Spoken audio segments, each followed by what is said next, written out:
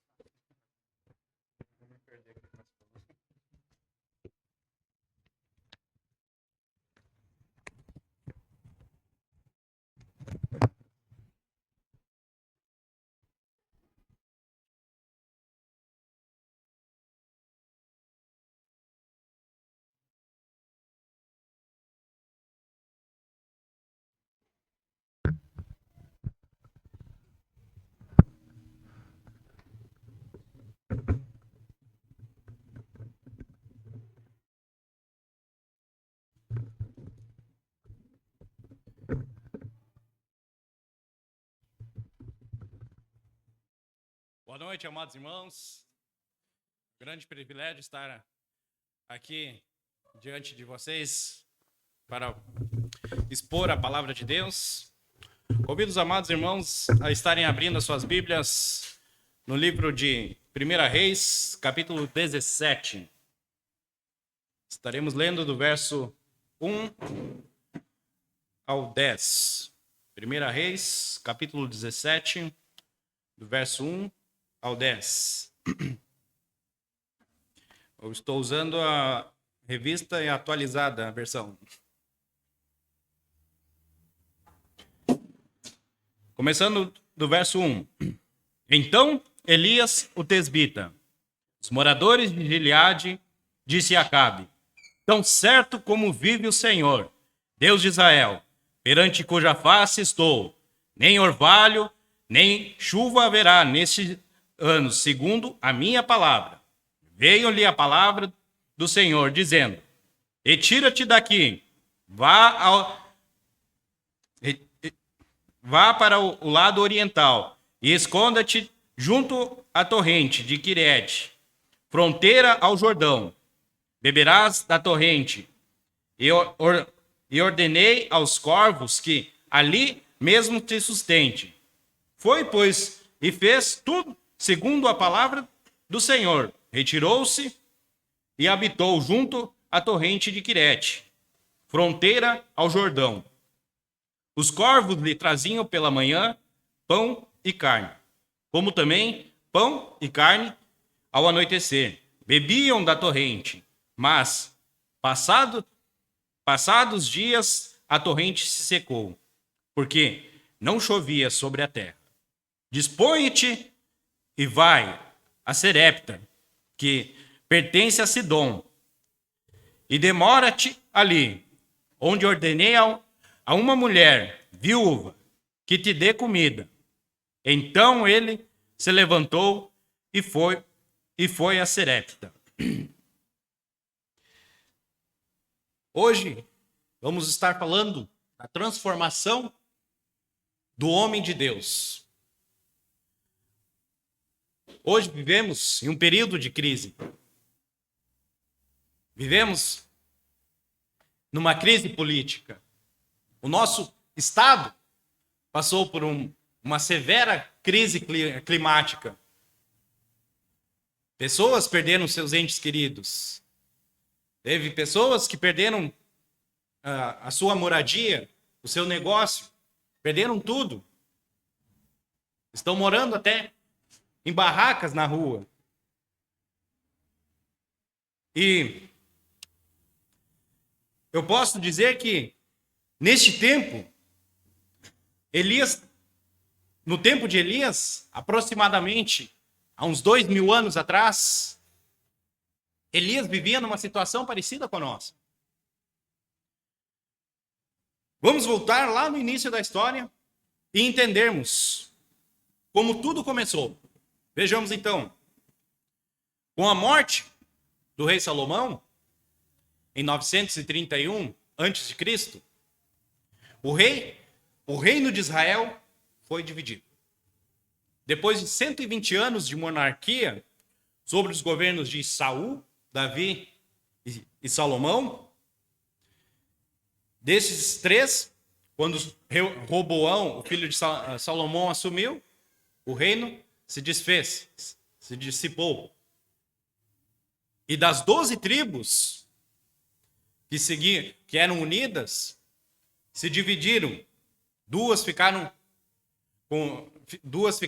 ali em Judá, reinando com Roboão, filho de Salomão, que seria Judá e Benjamim, e as demais, as 10 tribos, seguiram a liderança cismática de Roboão I, formando o que nós conhecemos como o Reino do Norte. Reino de Israel, cuja capital era Samaria. Este reino durou 209 anos, de 931 a 722. Quando a Síria levou a cativo este reino, de lá nunca mais o retornaram. Nesses 209 anos, o Reino do Norte teve 19 reis em 8 dinastias diferentes. O que é digno de destaque é que nenhum desses reis adorou a Deus. Todos foram ímpios, apóstatas, idólatras. Todos se afastaram de Deus. Desses reis do Reino do Norte, o que eu destaco essa noite é o rei que governava no tempo de Elias, em que ele foi apelidado de o pior rei de Israel. Este rei é o rei Acabe. E se isso não bastasse, ele se casou com a pior mulher do mundo, a Jezabel. Essa mulher era assassina, feiticeira, idólatra. E o rei era apenas um boneco em suas mãos. Era uma marionete. Ela que mandava no governo. Foi essa mulher que impôs o culto a Baal em Israel e começou a perseguir e matar os profetas de Israel, os profetas de Deus. É neste tempo de apostasia, é neste tempo de crise espiritual que Deus levanta, não um partido, não um grupo social. Deus levanta um homem. E este homem vai fazer uma profunda mudança na sua nação, na história da sua nação, pela graça e o poder de Deus. Quem é esse homem? Este homem é o profeta Elias.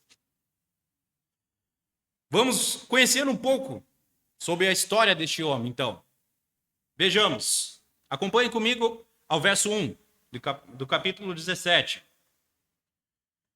Então, Elias, o tesbita, dos moradores de Gileade, disse a Acabe. Quando se diz Elias, o tesbita, não está falando do seu sobrenome, ele não está se referindo à família dele, ele está falando da sua procedência geográfica. Ele veio de Tisbé, um vilarejo muito insignificante do ponto de vista mundial, localizado lá nas montanhas de Gileade, na Galileia. Quando você vai procurar por Tisbé no mapa, você não encontra Tisbé no mapa. É um lugar tão pequeno, insignificante, que não tem no mapa. Quando você vai procurar a família de Elias, ela não veio ele não vem de uma família rica, uma família sacerdotal. Ele não veio de uma escola de profetas. Ele era apenas Elias, o tesbita. Um homem desconhecido, de uma família desconhecida, de um lugar desconhecido. Ele era apenas Elias, o tesbita, mas um homem levantado por Deus. Com isso, aprendemos a primeira lição do contexto. Que Deus não precisa de pessoas importantes para fazer a sua obra. Deus não precisa de estrelas para fazer a sua obra. Como eu tenho aprendido a observar o céu à noite. Podemos ver ali as estrelas brilhando. Mas as estrelas só podem brilhar porque o sol não está brilhando. Porque quando o sol brilha, não tem espaço para as estrelas. Nós conseguimos visualizar as estrelas brilhando. Da mesma forma, Jesus Cristo, o sol da justiça, quando ele brilha, não tem espaço para os homens brilharem. Acompanhe comigo. Por que Elias tem tanta garantia que não ia chover? Vamos ver ali a parte B do verso 1. Tão certo como vive o Senhor, Deus de Israel, perante cuja face estou, nem orvalho, nem chuva haverá nesses anos, segundo a minha palavra. Interessante, ele tem tanta convicção de que não vai chover. Ele poderia dizer que, segundo a palavra de Deus, não vai chover. Ou segundo a palavra de alguém, não vai chover. Mas ele diz, no contexto, segundo a minha palavra, não vai chover. A gente se pergunta, mas como assim? Ele tem tanta convicção e diz, segundo a minha palavra, não vai chover? O contexto não responde. Mas se nós abrirmos lá em Tiago, capítulo 5, verso 17, fala que Elias orava a Deus constantemente para não chover. Elias já estava se preparando já para esse momento. Elias, então, antes de se apresentar ao rei Acabe para dizer que não vai chover, Elias já estava constantemente orando, dobrado os joelhos. Com isso, aprendemos a nossa segunda lição. E só podemos nos levantar diante dos homens se primeiro nós nos prostrarmos diante de Deus. Elias só se levantou diante do rei pois antes ele havia se prostrado diante do Rei dos Reis.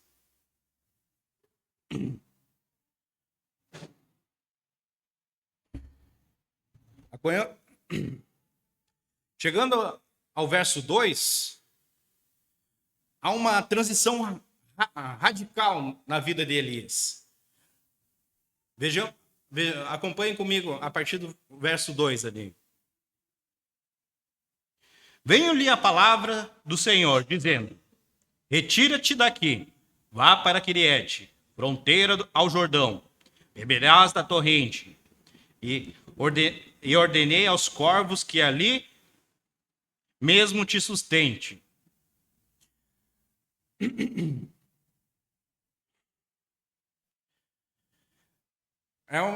Elias, é interessante essa transição que Elias tem, porque Elias estava escondido.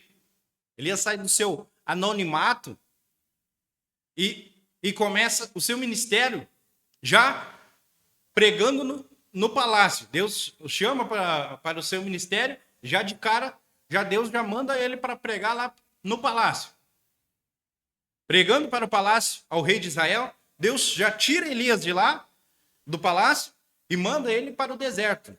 Para quê? Para se esconder. Quando nós pensamos no deserto, o deserto é meio assim, não nos anima para querer ir lá visitar o deserto, que é um lugar quente, cansativo, nos humilha. Porque no deserto não nos promove. O deserto não é é uma coisa que humilha o ser humano. Mas o deserto não é um acidente, é um percurso. O deserto é uma agenda de Deus. No deserto, primeiro Deus trabalha em você, para depois trabalhar através de você. Porque Deus está mais interessado no que você é do que você faz. Deus está mais interessado no seu coração do que no seu trabalho. Deus está mais interessado na sua vida do que nas suas realizações. Vida com Deus procede trabalho para Deus. Se nós investirmos mais tempo na intimidade com Deus, veremos mais resultados de Deus em nossos ministérios. Então, o que de fato é o deserto? Para Deus, o deserto faz parte do seu plano, do seu propósito, para moldar o caráter dos seus servos. E podemos ver inúmeros exemplos na Bíblia, quando Deus manda para o deserto. Deus mandou Moisés para o deserto para moldar o seu caráter. Mandou Elias, como podemos ver. Deus, no Antigo Testamento, vemos inúmeros exemplos que Deus manda para o deserto para moldar o caráter. Mas por que Deus manda para o deserto?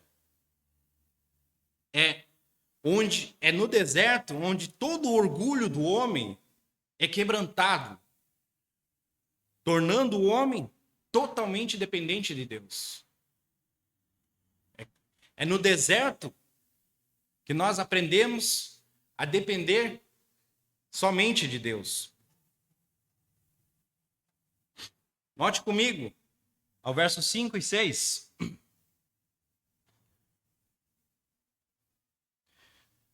Foi, pois, e fez segundo a palavra do Senhor. Retirou-se e habitou junto à torrente de Quireate, fronteira ao Jordão. Os corvos lhe traziam pela manhã pão e carne, como também pão e carne ao anoitecer. E beberás da torrente. Note que Elias está fazendo tudo conforme Deus havia lhe mandado. E Deus cumpre a sua palavra em enviar os seus garçons aéreos, os corvos ali que traziam a comida, os seus mantimentos. Mas acontece algo interessante a partir do verso 7. Olha o que acontece. Acompanhe comigo.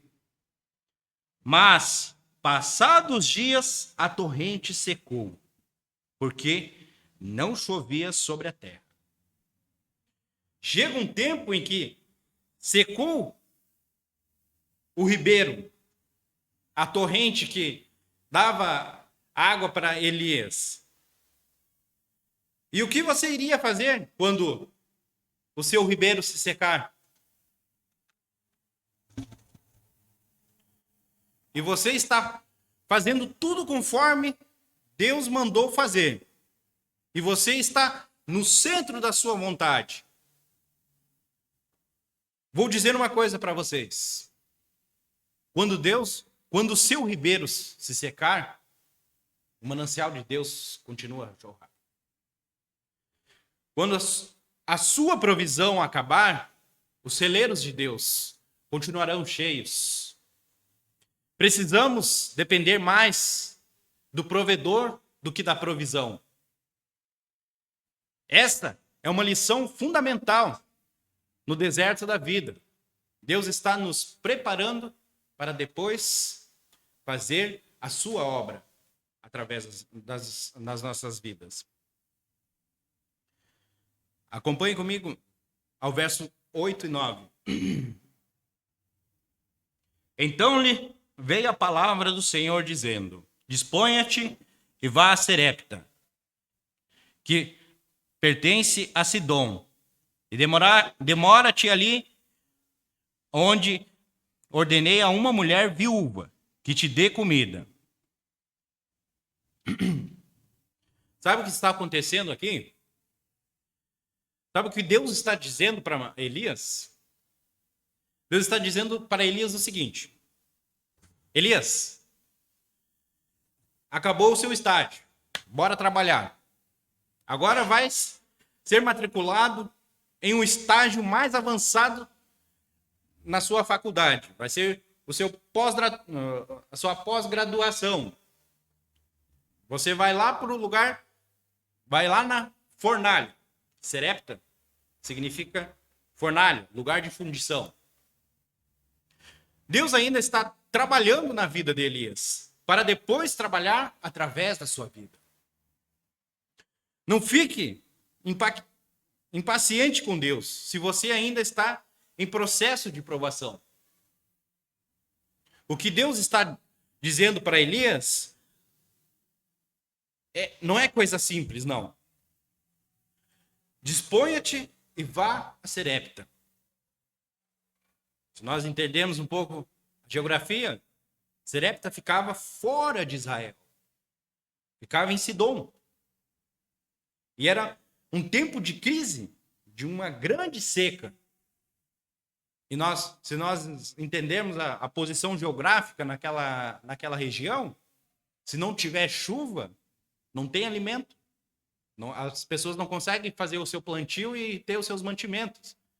E estava se passando por uma grande crise de seca nessa região.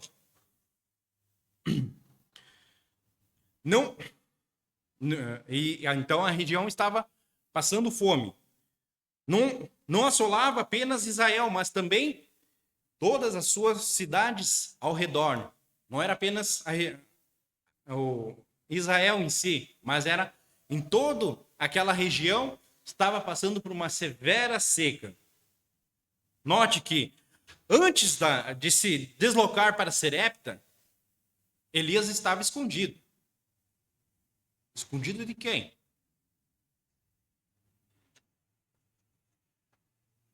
Da fúria implacável do rei Acabe. Da perseguição implacável de Jezabel. E agora Deus está dizendo para Elias: sai do seu esconderijo e você vai ter que aparecer. Vai ter que ir a Serepta. Acompanhe comigo aqui um pouco raciocínios, avançando um pouco ao capítulo 18, verso 10, para entendermos um pouco sobre a situação em que Elias se encontrava no período que ele estava escondido. Olhe a situação. No verso 10. Alguém possa ler para mim, por favor?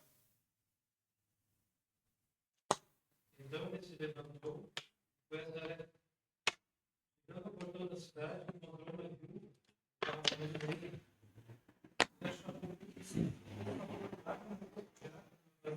Para que eu possa beber. Acho que o irmão não. É o capítulo 18, verso 10. Isso. Para nós entendermos a situação ali de Elias, num período que ele estava escondido. Tão certo como vive o Senhor, seu Deus, não houve nação nem rei, ao rei, não mandasse homens a sua cultura. Quando que se comer não está aqui, fazia aquele rei com aquela razão plural que não havia encontrado. Olha só, a situação que Elias estava se encontrando, no período que ele estava escondido. Elias era o homem mais procurado de Israel, vivo ou morto. Se ele saísse para ir para Serepta, ele corria um sério risco de ser morto pela polícia do rei Acabe. Como vimos ali no capítulo 18, verso 10, ali a situação estava tão séria que o rei Acabe estava querendo achar Elias. Mas, com isso aprendemos uma coisa aqui. O Deus que envia é o Deus que protege. Agora sim, acompanhe comigo ao verso a partir do verso 10, do capítulo 17. Então ele se levantou e se foi a Serepta. Chegando à porta da cidade, estava ali uma mulher, viúva, apanhando a lenha. Ela o chamou e lhe disse: traz-me, peço-te, uma vasilha de água para eu beber. Indo ela a buscá-la, ele a chamou e lhe disse: traz-me também um bocado de pão na tua mão. Porém, ela respondeu: tão certo como vive o Senhor, teu Deus, nada tenho cozido, há somente um punhado de farinha numa panela e um pouco de azeite numa botija. E vês aqui apanharei 2 cavacos e vou preparar este resto de comida para mim e para meu filho. Comê-lo-amos e morramos. Aqui, podemos notar que Deus tem um pouco de senso de humor, né? No contexto aqui, podemos notar um pouco do senso de humor de Deus. É incrível isso. Pois o que Deus está falando para Elias não faz o menor sentido. Deus está dizendo assim: vá, porque lá ordenei uma mulher viúva que te dê comida.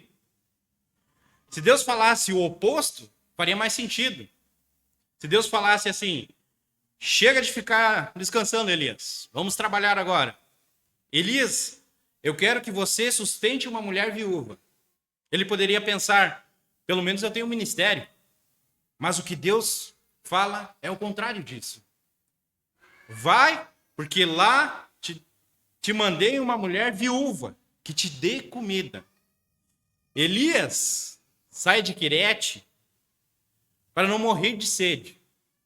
Chegando em Serepta, quase morre de fome, porque a mulher que iria sustentar Elias e dar de comer só tinha o mantimento para uma última refeição. E depois iriam morrer.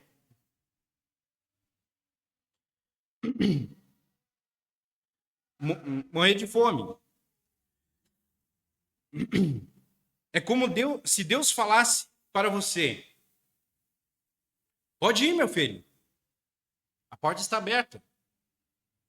Chegando lá, a porta está fechada. Pode ir, meu filho. Vai ter provisão. Chegando lá, não tem provisão. Deus ainda está trabalhando em Elias, para depois trabalhar através de Elias. Deus está mais interessado no que você é do que você faz. Acompanha comigo ao verso 13 a 16.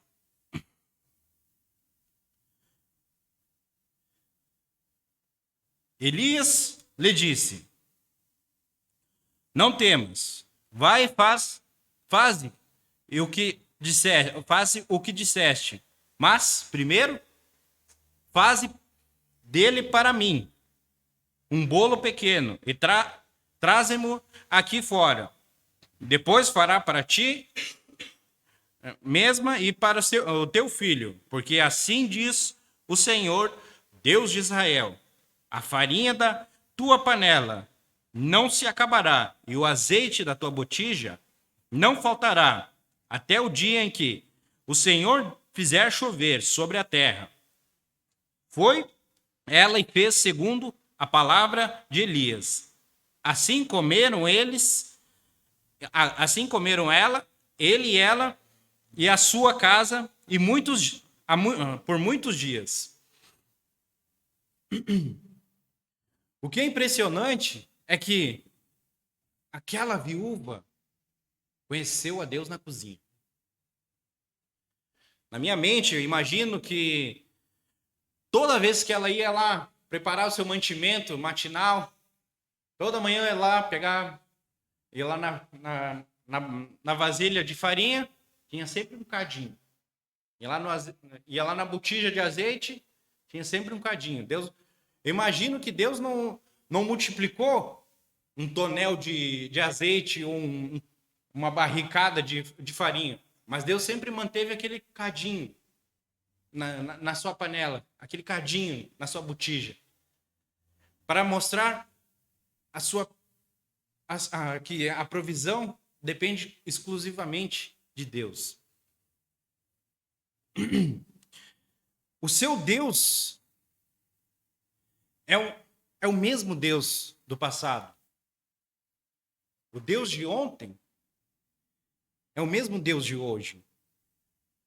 O Deus de Elias é o mesmo Deus que eu sirvo e que vocês servem.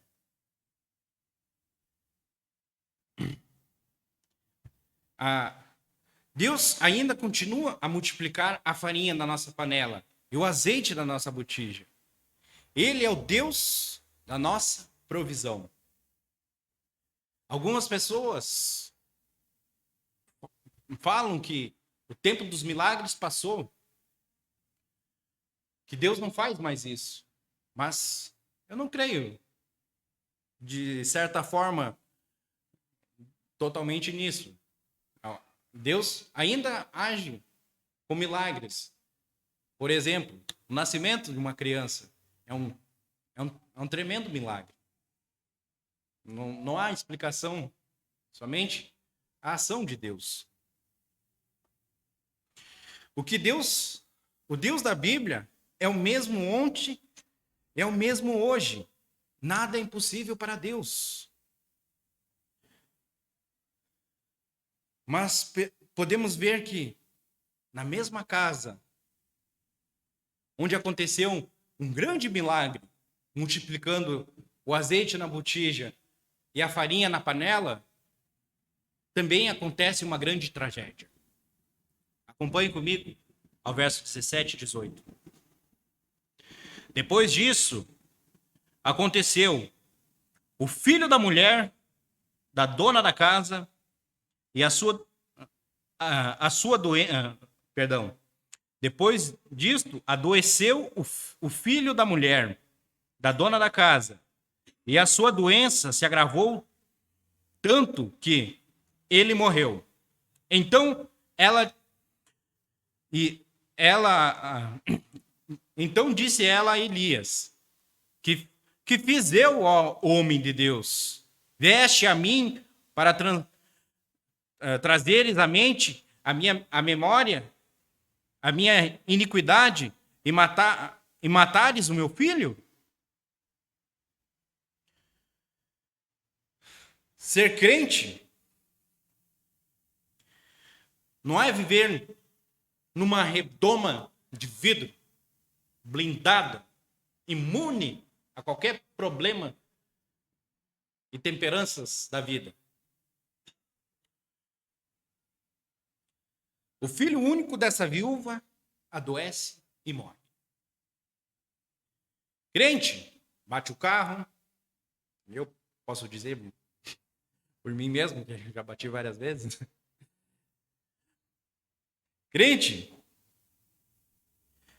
fica doente.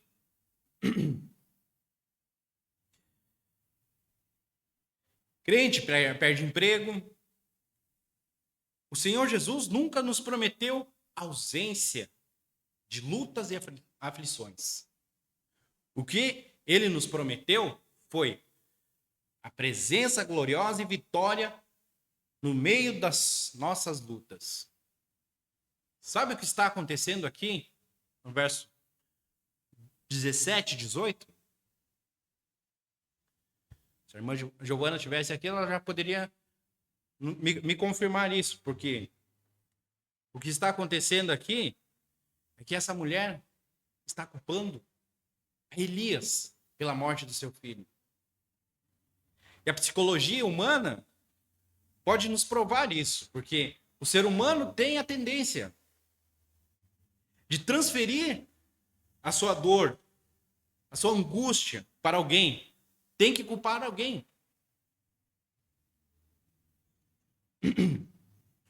O que é mais impressionante em Elias é que ele não se defendeu.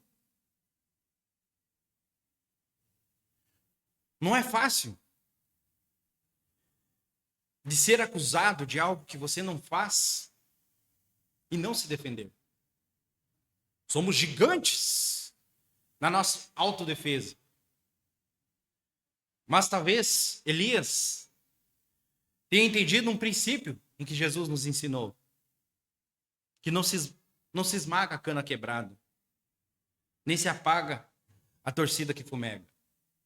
Porque tripudiar com alguém que já está machucado, quebrantado, ferido, não faz sentido. Não faz sentido. A única coisa que Elias disse para essa mulher foi: dai-me aqui teu filho. Transfira para mim a sua dor. Dê-me aqui o seu filho. Olhe e acompanhe comigo ao verso 19. Ele disse: dai-me teu filho. Tomou dos braços dela e o levou para cima, ao quarto onde ele mesmo se hospedava, e o deitou em sua cama.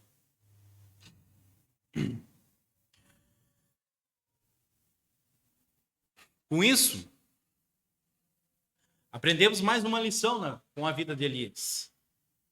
Porque se nós falássemos mais com Deus, nós nos defenderíamos menos. Se nós falássemos mais com Deus, brigaríamos menos entre nós. Se nós falássemos mais com Deus, veríamos mais os milagres de Deus nas nossas vidas. Mas tem no quarto, quando Elias fecha a porta, Elias tem uma coragem ousada. Elias fez um pedido inédito, um pedido que nunca havia sido feito naquela época, na época de Elias. Elias pede para Deus ressuscitar um menino. E Deus ouve a sua promessa, a sua oração, o seu clamor, e ressuscita o menino. Acompanhe comigo. A partir do verso 20.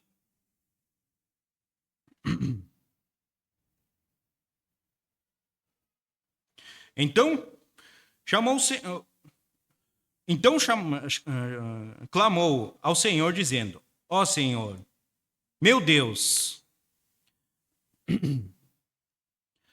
também até a esta viúva, com quem me hospedo, afligiste, matando-lhe o filho. E, estendendo-se 3 vezes sobre o menino, clamou ao Senhor e disse: o Senhor, meu Deus, rogo-te que faça a alma deste menino tornar a entrar nele.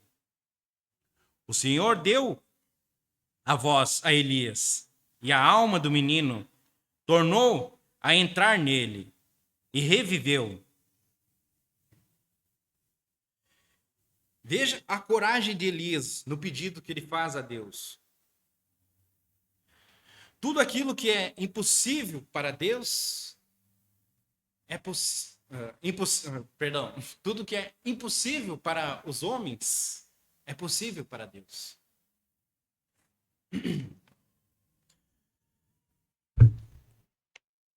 Sabe o que Elias está nos ensinando aqui?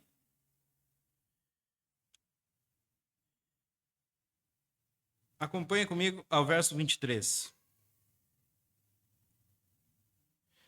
Elias tomou o menino e o trouxe do quarto à casa. E deu à sua mãe. Ele disse: vê, teu filho vive. Se Deus, pela sua graça, está usando a sua vida, bote a boca no pó. Porque tudo que vem dele tudo por meio dele e tudo é para ele. A ele seja toda a glória. Quando honramos a Deus, Deus honra a você.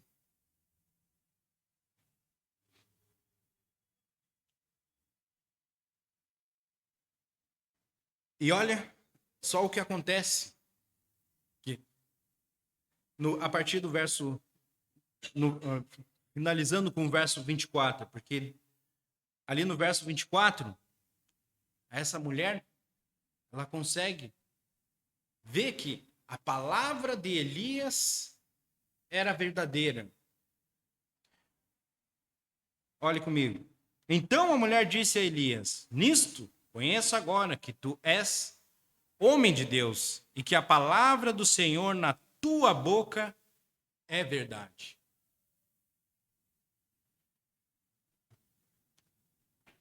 A pergunta que fica para nós é como deveríamos ser chamados? Ou como deveríamos ser conhecidos? Como homens importantes? Como homens cultos? Homens ricos? Homens reconhecidos? Homens populares? Talvez a nossa maior necessidade é ser reconhecido como homens de Deus, mulheres de Deus. Eu pergunto a vocês, aonde está o Deus de Elias? A resposta é muito simples. Ele está no seu trono, lá nos céus, intercedendo por nós. Mas eu faço uma outra pergunta para vocês essa noite, para finalizar a mensagem. E a pergunta que fica em nossos corações é: aonde estão os Elias de Deus para fazer a diferença em nossa nação? Aonde estão os Elias de Deus? Oremos. Querido Deus e Pai, obrigado por o Senhor me estar dando mais essa oportunidade de estar expondo a sua palavra. Que o Senhor possa estar nos mostrando através da vida de Elias, esteja nos usando, dando entendimento de nós usarmos o exemplo de Elias, pois Elias orava constantemente a Ti, Pai. Eu peço-te que o Senhor esteja nos ajudando a sermos mais pessoas que tenham com esse convívio a mais contigo, que tenha essa, que tenha e seguimos esse exemplo de Elias. O Senhor possa estar levantando Elias em nossos tempos, pois precisamos de um reavivamento em nossa nação. Que o Senhor possa estar levantando Elias novamente, Pai. Tudo isso eu lhe peço e lhe agradeço. Em nome do seu amado Filho Jesus Cristo. Amém.